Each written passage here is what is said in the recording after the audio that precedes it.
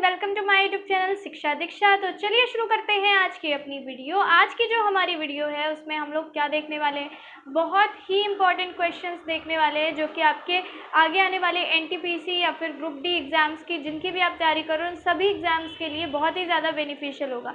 तो ये क्वेश्चंस जो आपके लिए जो आज मैं बताने जा रही हूँ काफ़ी इंपॉर्टेंट हैं, तो आपको वीडियो बिल्कुल भी मिस नहीं करनी है, शुरू से लेकर लास्ट तक देखना है। ठीक है, चलिए स्टार्ट करते हैं। हाँ, अगर आपने अभी तक मेरे चैनल को सब्सक्राइब नहीं किया तो जल्दी सब्सक्राइब कर लीजिए, बेल आइकन को प्रेस कर लीजिए। इसके साथ आप मुझे इंस्टाग्राम पे फॉलो कर सकते हो, लिंक आपको डिस्क्रिप्शन में मिल जाएगा। चलिए शुरू करते हैं। तो सबसे इम्पॉर्टेंट चीज़ जो आज आप देखने वाले हो वो पहले तो ये देख लीजिए, अनअकैडमी के बारे में कुछ इम्पॉर्टेंट गुड न्यूज़ है। क्या गुड न्यूज़ है कि अनअकैडमी आप लोगों के लिए एक रेलवेज एग्जाम चैम्पियनशिप लीग लेके आ रहा है, जिसको कि आपको देखिए टाइमिंग इसकी दी हुई है कि 25, 26 और 29 ऑफ अक्टूबर को 11 AM पर ये जो आपका चैम्पियन लीग है ये होगा और इसमें आपको पार्टिसिपेट करना है और जो भी विनर होगा वो एक्साइटिंग प्राइजेस जीत सकता है, first, second and third winner. ठीक है, तो जैसे पहले आप लोगों के लिए कुछ आई थी चीज़ें जिनको कि फ्री सब्सक्रिप्शन मिल रहा था, इसी तरीके अब आपको कुछ प्राइज़ मिल सकता है फर्स्ट, सेकेंड, थर्ड वाले को। तो लेट मत कीजिए, जल्दी से ज्वाइन कीजिए। इसकी जो लिंक है कि कैसे आपको इनरोल करना है, कैसे ज्वाइन करना है, उसकी लिंक आपको डिस्क्रिप्शन में दे दी जाएगी। ठीक है, तो वहाँ से जाके आप ज्वाइन कर सकते हो। चलिए स्टार्ट करते हैं हम अपनी आज की वीडियो। तो जैसा कि है हमारा पहला क्वेश्चन क्या कह रहा है, देखिए बहुत ही इंपॉर्टेंट है, ध्यान से आपको सारे क्वेश्चंस देखने हैं और मैं सबके बारे में आपको बताते हुए चलूंगी अच्छे से। देखिए क्वेश्चन क्या लिखा हुआ है, वेटलैंड खेती के लिए निम्नलिखित में से कौन सी फसल उपयुक्त है। ठीक है, वेटलैंड खेती के लिए निम्नलिखित में से कौन सी फसल उपयुक्त है। सबसे पहले वेटलैंड्स की बात कर लेते हैं। ये जो आपके वेटलैंड होते हैं, वेटलैंड मतलब क्या होते हैं, आर्द्र भूमि, जिसको हम लोग हिंदी में क्या बोलते हैं, आर्द्र भूमि बोलते हैं। वर्तमान में आपके पास अभी फिलहाल की अगर बात करें तो 37 आर्द्र भूमियां हैं। ठीक है, जिसमें से 10 आपकी इसी जनवरी लास्ट में अनाउंस की गई हैं। तो वर्तमान में 37 आर्द्र भूमि है। वेटलैंड्स इनको बोलते हैं, इनको रामसर साइट्स भी बोला जाता है। ठीक है, रामसर साइट्स क्यों बोलते हैं, रामसर साइट्स बोलते हैं इसलिए क्योंकि ईरान के एक रामसर नाम के शहर में ये एक सम्मेलन हुआ था, रामसर सम्मेलन हुआ था। तो उसमें था क्या कि ये जो वेटलैंड्स थे इनको सुरक्षित रखेंगे, देशों के पास जो भी देश हैं वो अपने वेटलैंड्स को क्या करेंगे, सुरक्षित रखेंगे, आर्द्र भूमि को सुरक्षित रखेंगे। इसी उद्देश्य से ये जो रामसर सम्मेलन है ये किया गया था। ठीक है, तो ये जो रामसर सम्मेलन की विशेषता क्या थी कि इसके बाद जितने भी आर्द्र भूमि है सबको रामसर साइट्स बोला जाने लगा। ठीक, तो देखिए जो भी आर्द्र भूमियाँ होती हैं ये बहुत ही ज़्यादा यहाँ पे विविधता पाई जाती है, जैव विविधता पाई जाती है और बहुत ही अच्छी मानी जाती है, क्योंकि यहाँ होता क्या है कि वर्ष भर पानी जो है जमा रहता है, तो ज़मीन जो है वो बहुत ही ज़्यादा क्या होती है, फर्टाइल होती है। ठीक है, वर्ष भर पानी जमा रहता है, ज़मीन बहुत ज़्यादा फर्टाइल होती है। और इसके अलावा कहते हैं कि नहीं, जो एनिमल साइकिल है उसके लिए जगह बहुत ही ज़्यादा बेस्ट होती है। कई तरह के अलग अलग पक्षी भी जो हैं जो आते हैं यहाँ पे, माइग्रेटरी बर्ड्स जो होते हैं माइग्रेट करके आते हैं। इसके अलावा और भी बहुत सारे जानवरों के लिए बहुत ही उपयुक्त स्थान होता है। इसलिए जो आपके आर्द्र भूमि होते हैं इनको ज़्यादा से ज़्यादा क्या किया जाता है, रिजर्व करके रखने की कोशिश की जाती है, संरक्षित करके रखने की कोशिश की जाती है। ठीक है, इराक के रामसर नामक जगह पे ये सम्मेलन हुआ था जिसमें डिसाइड किया गया था कि जो भी देश हैं जिनके पास भी वेटलैंड्स हैं वो अपने वेटलैंड्स को क्या करेंगे, उसको संरक्षित करके रखेंगे। ठीक है, अब देखिए यहाँ पे पूछा क्या गया था कि वेटलैंड खेती के लिए निम्नलिखित में से कौन सी फसल उपयुक्त है। इनमें से कौन सी फसल उपयुक्त है, चावल, रागी, बाजरा या फिर मूंग। तो देखिए मैं आपको जैसा कि मैंने अभी बताया है कि ये जो आर्द्र भूमि होती है बहुत ही ज़्यादा क्या होती है, हाइड्रेटिंग होती है, बहुत ही ज़्यादा नमी युक्त होती है। ठीक है, बहुत ही ज़्यादा नमी इसमें रहती है। और देखिए बाकी आपकी देखिए यहाँ पे रागी है, बाजरा है और मूंग है, ये तो आपकी एक दलहन फसल हो गई और ये दोनों आपके मोटा अनाज में आते हैं। ठीक है, मोटा अनाज या फिर दलहनी फसलें जो होते हैं ये कम पानी में भी हो जाते हैं, इन्हें ज़्यादा पानी की आवश्यकता नहीं होती है। ठीक है, कम पानी की आवश्यकता होती है। तो जो भी आपके राजस्थान वगैरह इलाके होते हैं या फिर ऐसे इलाके जहाँ पे पानी की कमी पाई जाती है वहाँ भी आपका मोटा अनाज हुआ या फिर दलहनी फसलें हुई वो आराम से हो जाती हैं। लेकिन पे बात कर रहे थे कि वेटलैंड में खेती के लिए कौन सी फसल उपयुक्त है, तो वो है चावल, क्योंकि अनाज ऐसी जगहों पे होता है जहाँ की भूमि कैसी है, उर्वरक है, और जहाँ पे पानी की कोई कमी नहीं, जहाँ पे वाटर लेवल जो है वो अच्छा है, सिंचाई वगैरह के अच्छे साधन भी हैं, साथ में जो ग्राउंड वाटर लेवल है वो भी सही पाया जाता है। ऐसी जगहों पे ही आपकी चावल या धान जिसको बोलते हैं पैडी, ठीक है, या फिर राइस बोलिए, उसकी खेती की जाती है, तो वो है आपका चावल। तो वेटलैंड जो है वो काफी आर्द्र भूमि बोला जाता है, यानी कि बहुत ही नमी होती है, यानी कि पानी अच्छा खासा उसमें उपस्थित रहता है, इसलिए चावल के लिए बेस्ट होती है वो जगह। ठीक, चलिए आते हैं नेक्स्ट पे। देखिए लिखा हुआ है कर्नाटक युद्ध किसके बीच हुआ था। मैंने आपको बताया था कर्नाटक के कितने युद्ध हुए थे भाई, 3 युद्ध हुए थे, फर्स्ट सेकंड एंड थर्ड, ठीक है, फर्स्ट सेकंड एंड थर्ड 3 युद्ध हुए थे। बहुत ही अच्छी एक वीडियो है, देख लीजिएगा, मेरी पड़ी हुई है, कर्नाटक के तीनों युद्ध, ठीक है, के बारे में संपूर्ण जानकारी उसमें दी गई है। वो वीडियो आप तुरंत जो है देख लीजिएगा, हो सकेगा तो यहाँ पे आई बटन पे अवेलेबल करा दिया जाएगा, उस वीडियो को देख लेंगे तो आपको सब कुछ क्लियर हो जाएगा। अब देखिए पूछा जा रहा है किसके किसके बीच में हुआ था। अंग्रेज व फ्रांसीसियों के बीच हुआ था, अंग्रेज व डचों के बीच हुआ था, अंग्रेज और मराठों के बीच हुआ था, हैदर अली और मराठों के बीच हुआ था। तो इसमें से ऑप्शन ए आपका राइट है। यहाँ पे मैं कलर चेंज कर लेती हूँ, येलो ले लेती हूँ, बिकॉज ग्रीन है तो समझ में नहीं आ रहा है। तो अंग्रेज और फ्रांसीसियों के मध्य जो है ये कर्नाटक युद्ध आपका हुआ था, ठीक है, अंग्रेजों और फ्रांसीसियों के बीच कर्नाटक युद्ध हुआ था। मैंने आपको बताई थी, इसके बीच में कई संधियां भी हुई थी, वो सारी चीजें मैंने आपको उस वीडियो में अच्छी तरीके बताई हैं, उस वीडियो को देख लीजिएगा, तो आपका ये कर्नाटक के जो 3 युद्ध हैं ये पूरी तरीके से क्लियर हो जाएंगे, ठीक है। चलिए आते हैं नेक्स्ट पे। निम्नलिखित में से कौन शास्त्रीय भारतीय वायलिन वादक था, मतलब कि इनमें से वायलिन वादक जो कि शास्त्रीय वायलिन बजाते थे वो कौन थे। देखिए पहला ऑप्शन है आपका बिस्मिल्ला खान, तो हम सभी लोग जानते हैं कि बिस्मिल्ला खान जो है वो क्या थे भाई, शहनाई वादक थे, ठीक है, शहनाई वादक थे। इनकी यहाँ पे जितने भी दिए गए चारों की ही डेथ हो चुकी है। ये शहनाई वादक थे, इन्हें सब तरीके के पुरस्कार आपके पद्म भूषण, पद्म विभूषण, ठीक है, भारत रत्न, पद्मश्री, ये सब मिल चुका है इनको। तो शहनाई वादक थे कौन, बिस्मिल्ला खान, ठीक है, इनकी शहनाई जो है बहुत ज्यादा प्रसिद्ध थी। अब देखिए यहाँ पे बाकी के जो ऑप्शन है उनको देख लेते हैं, पहले इसको सेकंड को छोड़ते हैं क्योंकि सेकंड ही आपका आंसर है, इसको भी अभी बता देंगे। फिर देखिए लिखा हुआ है शफात अहमद खान। शफात अहमद खान जो है वो क्या थे, वो थे तबला वादक, बहुत ही बेहतरीन तबला जो है बजाते थे, तो ये तबला वादक थे। और असद अली खान, असद अली खान के बारे में देख लेते हैं। असद अली खान जो है ये वीणा बजाते थे, ठीक है, लेकिन इनके वीणा बजाने का जो स्टाइल है वो अलग था।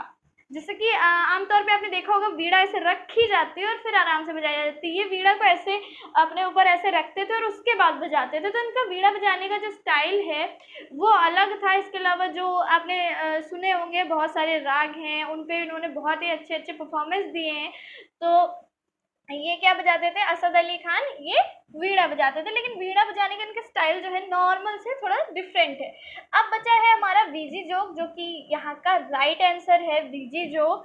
तो वीजी जोग के बारे में देख लेते हैं कि ये क्या थे, ये वायलिन वादक थे। और ये वायलिन देखिए एक होता है, मोस्टली आपने देखा होगा जितने भी गाने हैं उसमें वायलिन की वैसे भी सॉन्ग जो धुन होती है बहुत ही अच्छी होती है। और आपके जितने भी फॉरेन सॉन्ग्स होते हैं या फिर और भी सॉन्ग्स में आपने सुना होगा कि वायलिन बजाया जाता है, लेकिन वायलिन को इन्होंने एज अ शास्त्रीय संगीत के रूप में, मतलब शास्त्रीय संगीत के बैकग्राउंड के रूप में इन्होंने बजाया था। जैसे कि बहुत सारी चीज़ें होती है, जैसे अभी हम लोग क्या है गिटार वगैरह बजाते हैं, ठीक है, तो वो शास्त्रीय संगीत में आपका नहीं आता है, लेकिन गिटार को भी अगर आप दूसरी तरीके से बजाएं तो कुछ लोग हैं जो कि गिटार से शास्त्रीय संगीतों वाली धुन निकालते हैं, ठीक है। तो इसी तरीके ये क्या करते थे, वायलिन को जो बजाते थे इनका बजाने का तरीका अलग था और शास्त्रीय संगीत के लिए प्रयोग किया जाता था, ठीक है, तो बोल सकते हैं शास्त्रीय वायलिन वादक थे, ठीक। तो याद रखिएगा वीजी जोग, ध्यान से याद रखिएगा, ठीक है। चलिए आते हैं नेक्स्ट पे। नेक्स्ट क्वेश्चन क्या कह रहा है, निम्नलिखित में से कौन उत्तर भारत का शास्त्रीय नृत्य है। ठीक है। क्लासिकल डांस यानी कि शास्त्रीय नृत्य जो है, इससे क्वेश्चंस आपके काफ़ी सारे बनते हैं। हर एक स्टेट का शास्त्रीय नृत्य जो होता है, मतलब मोस्टली जितने भी शास्त्रीय नृत्य होते हैं और भी कुछ नृत्य होते हैं, उनको आपको याद रखना होता है, वो उससे क्वेश्चंस काफ़ी बनते हैं। तो चलिए अभी यहाँ पे जितने दिए हुए हम उनको देख लेते हैं। देखिए सबसे पहले दिया हुआ है भरतनाट्यम। अब भरतनाट्यम की बात करें तो भरतनाट्यम कहाँ का शास्त्रीय नृत्य है भाई? तमिलनाडु का है।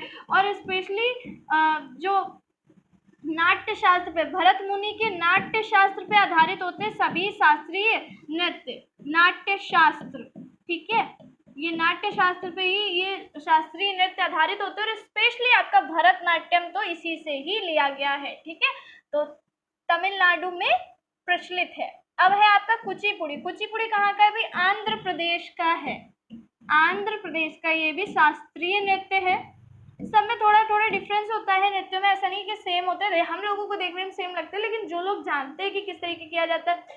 प्लस दूसरी बात क्या है कि जो कपड़े वगैरह पहनने का तरीका होता है वो भी डिफरेंस उसमें होता है। इसके अलावा ज्वेलरी भी जो होती है वो अलग टाइप की होती है, और डांस के जो मूव्स होते हैं वो भी अलग अलग टाइप के स्टेप्स होते हैं।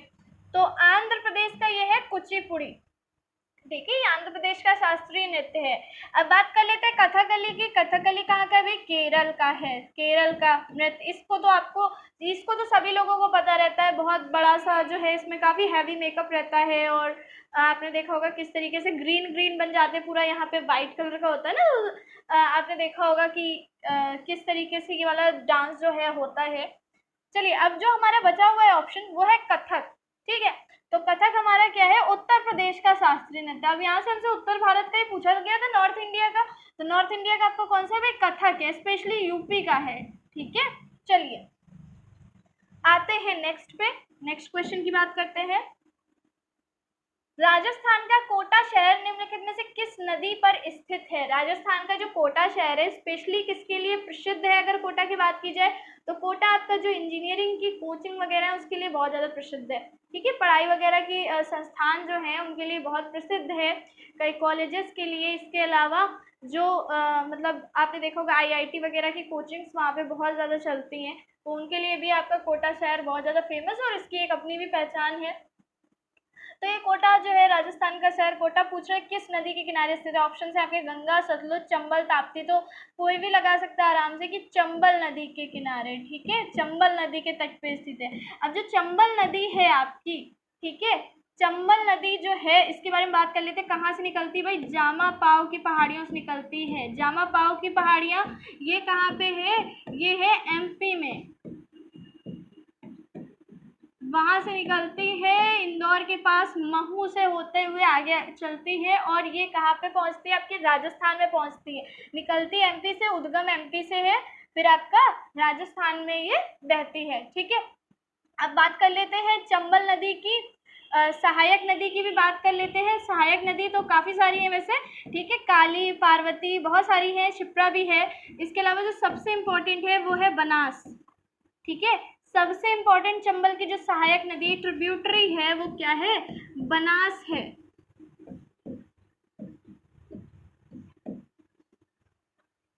ठीक है। चलिए आई होप अब चीज़ें आप लोगों को क्लियर हो गई होंगी। तो बाकी दो ऑप्शंस हमें देखने नहीं है। हमें ये था कि राजस्थान का कोटा शहर किस नदी के किनारे स्थित है? जो चंबल नदी के किनारे स्थित है, ठीक। आई होप आप लोगों को ये क्लियर हो गया होगा। आते हैं नेक्स्ट पे। नेक्स्ट देखिए क्या लिखा हुआ है। पोबीतोरा वन्यजीव अभ्यारण्य निम्नलिखित में से किस भारतीय राज्य पर स्थित है? पोबीतोरा वन्यजीव अभ्यारण्य, ऑप्शंस देख लीजिए क्या है? उत्तराखंड, सिक्किम, अरुणाचल प्रदेश और असम, ठीक है। तो ऑप्शन है आपके उत्तराखंड, सिक्किम, अरुणाचल प्रदेश और असम। तो आपका राइट क्या हो जाएगा? असम हो जाएगा, ठीक है। असम में जो ये है पोबीतोरा वन्यजीव अभ्यारण्य ये है, और ये एक सींग वाले गैंडे के लिए, एक सींग वाला गैंडा, एक सींग वाले गैंडे के लिए प्रसिद्ध है, ठीक। इसके अलावा और भी एनिमल्स है, लेकिन एक सींग वाला गैंडा जो है, वन हॉर्न राइनो जिसको बोला जाता है, वो सबसे ज्यादा यहाँ पे मिलता है। तो ये कहाँ पे है? पोबीतोरा वन्यजीव अभ्यारण्य, ये है असम में, ठीक, याद रखिएगा। चलिए आते हैं नेक्स्ट क्वेश्चन पे। नेक्स्ट क्वेश्चन कह रहा है मानकीकरण के लिए अंतरराष्ट्रीय संगठन यानी कि इंटरनेशनल ऑर्गेनाइजेशन फॉर स्टैंडर्डाइजेशन यानी कि ISO जो है उसका मुख्यालय किस शहर में स्थित है? तो देखिए मानकीकरण यानी कि स्टैंडर्डाइजेशन जो निकाला जाता है, ये आईएसओ के द्वारा, आपने देखा होगा काफी सारी चीजें होती है उसमें लिखा होता है आईएसओ अप्रूव्ड, ठीक है, कि मतलब ये आईएसओ ने क्या किया, अप्रूव किया, मतलब उसके मानक पे, आईएसओ के मानक पे खरा उतरा है।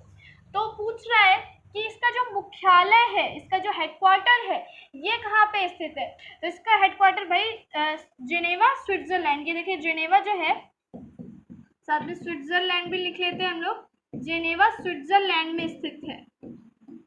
Geneva Switzerland. स्थापना कब हुई थी, स्थापना हुई थी 23 फरवरी 1947 को, 23 फरवरी 1947 को स्थापना हुई थी, जिनेवा स्विट्जरलैंड में इसका मुख्यालय है। ठीक, चलिए आते हैं नेक्स्ट पे। भारत के राष्ट्रीय भुगतान निगम एनपीसीआई का मुख्यालय कहाँ स्थित है। भारत का जो राष्ट्रीय भुगतान निगम है, ये स्पेशली किसके लिए, भुगतान के लिए, पेमेंट के लिए है। ये आरबीआई द्वारा खोला गया है, आरबीआई द्वारा, किसके द्वारा, आरबीआई द्वारा खोला गया, वर्ष 2008 में, वर्ष 2008 में खोला गया, ठीक है, रिजर्व बैंक ऑफ इंडिया के द्वारा। और कहाँ पे, मुंबई में, मुंबई में भी स्पेशली कहाँ पे, पुणे में, सॉरी हाँ ये आपका है मुंबई में, ठीक है, पुणे में नहीं है, मुंबई में है, याद रखिएगा। चलिए आते हैं नेक्स्ट पे, मुझे लगा यहाँ महाराष्ट्र लिखा है।